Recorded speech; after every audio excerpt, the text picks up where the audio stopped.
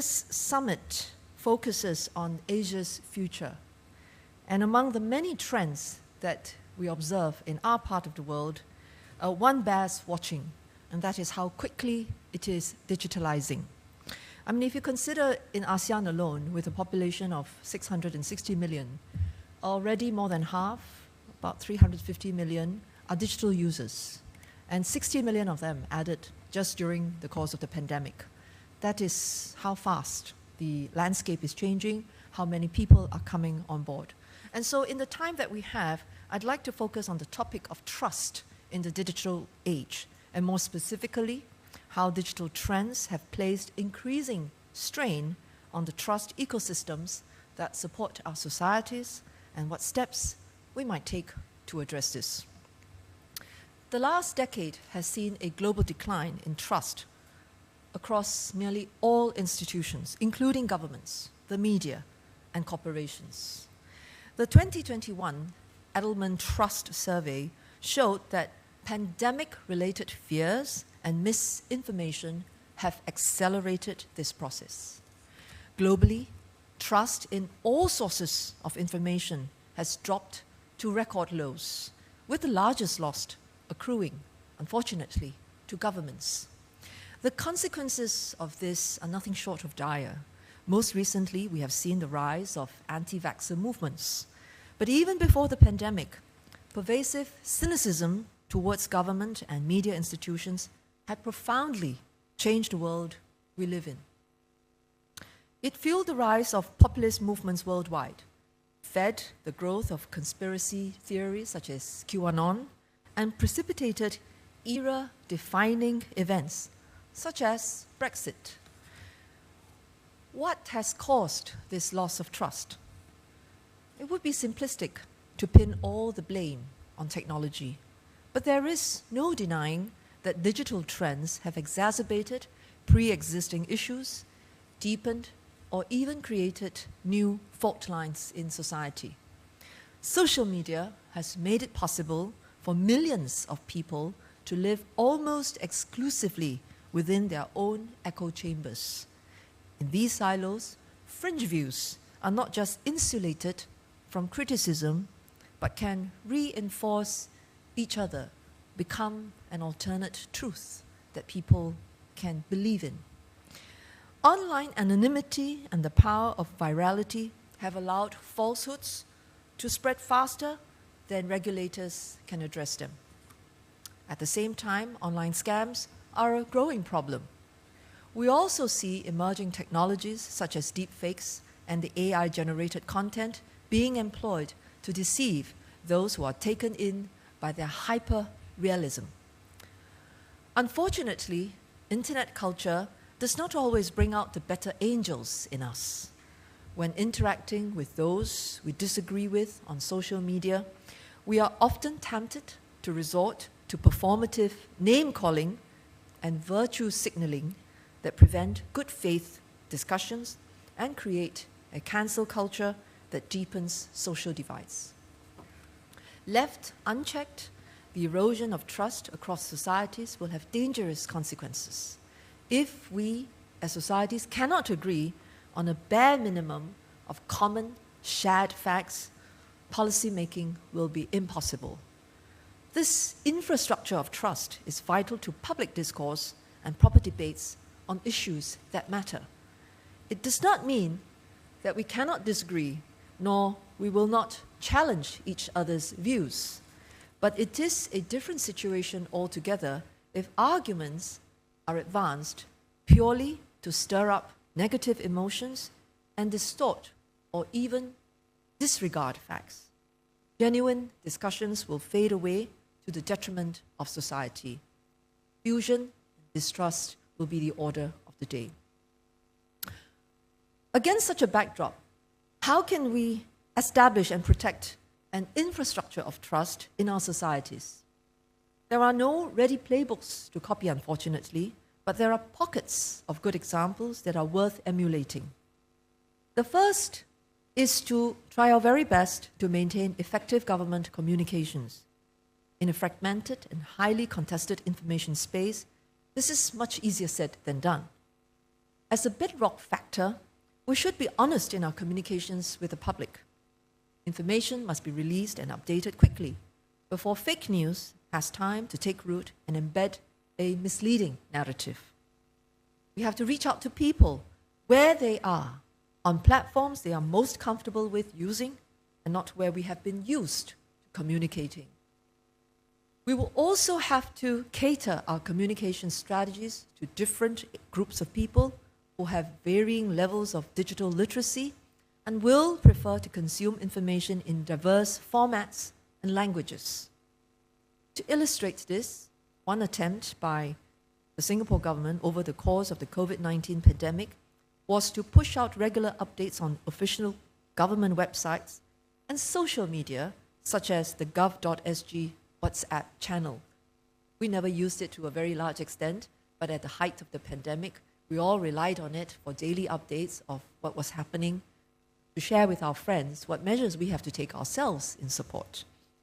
At the same time, we also broadcast information through traditional channels such as print media, radio, free-to-air television, and display panels in HDB estates. In every single block, a digital display panel. The more difficult challenge, however, comes when dealing with unpopular policies or decisions. It is often tempting to avoid presenting hard truths or to talk about difficult trade-offs that a government must make on behalf of society. And yet, failure to communicate on tough issues in an honest way must eventually lead to failure in governance. Honesty will often come at a price, but shying away is not the answer because the costs borne by future generations will likely be higher as a result. The emphasis on honest communications over the course of the pandemic managed to help us stave off the worst of the social effects. According to the Pew survey that was done earlier this year, Singapore, alongside Sweden and Japan, were among the minority of countries where people felt more united in the aftermath of COVID, whereas in most countries it was the opposite. People felt more divided. Our pandemic communications, and indeed our measures, were not perfect, but more so than in many countries, people in Singapore understood what was at stake and did their part to support our actions. A second important plank of building the infrastructure of trust lies in laws and regulations to protect citizens from harmful content or misleading content. The notion and necessity of regulation is not new. What has changed is the speed with which technology is evolving and how this challenges the traditional concept of highly prescriptive top-down regulation. In this digital age, regulation will have to be agile and accretive. Agile in order to respond quickly to new domains, such as challenges posed by the emergence of Web3 and the metaverse. Accretive, so that we can tailor our regulations to address specific problems without resorting to sudden, destabilizing shifts in policy in a one big bang approach. We will also have to transition from a prescriptive approach to focusing on the outcomes we hope to achieve. One example is our proposed Code of Practice for Online Safety, which we are introducing under our Broadcasting Act and debating in Parliament later this month. Instead of specifying how social media services should go about protecting users, we set out the outcomes they should achieve in relation to community standards, child protection, and user reporting. Depending on the features of their products, social media services can develop their own tools to achieve these outcomes rather than overhauling their systems to meet very specific requirements. The third lever is to encourage trust by design. We are all familiar with the startup adage, that is, to move fast and break things. But now that we have seen exactly how things might break, whether in the form of harmful content, data breaches, or cybercrime, there's good reason to pivot from this approach. These problems I mentioned dent trust and confidence in digital services that we increasingly see as indispensable parts of our lives.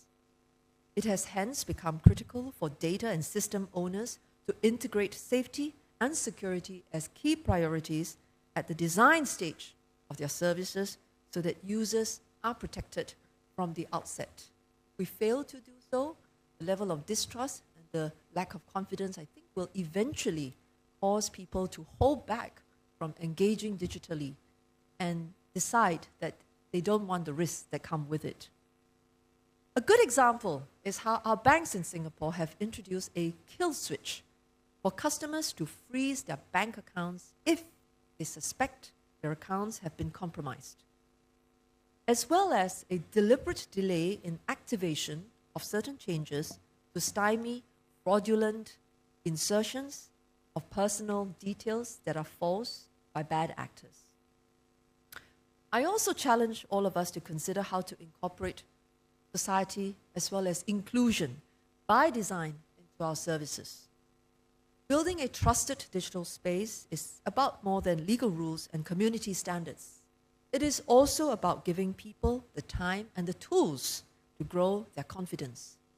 This will mean looking out for those who are vulnerable or less digitally savvy. For example, we design our CDC vouchers in case our guests from abroad are wondering what are these CDC vouchers in the height of the pandemic, and also to ameliorate the impact of cost of living pressures. The government introduced what was known as CDC vouchers. The CDC stands for our Community Development Councils. And what they did was to enable, to give essentially a cash voucher, but delivered mostly in digital format to people where they can use it to redeem items that they find in shops in our heartlands, as well as hawker stalls. So we designed the CDC vouchers so that people could access them via QR codes on their smartphones. So it's very convenient. But we also retained the option of using printed vouchers so that those who didn't have a smartphone were not stranded. Their numbers dwindle as they are nudged by their peers, as well as our digital ambassadors to go digital. But this process cannot be overly rushed. We have to give people time to build up their confidence.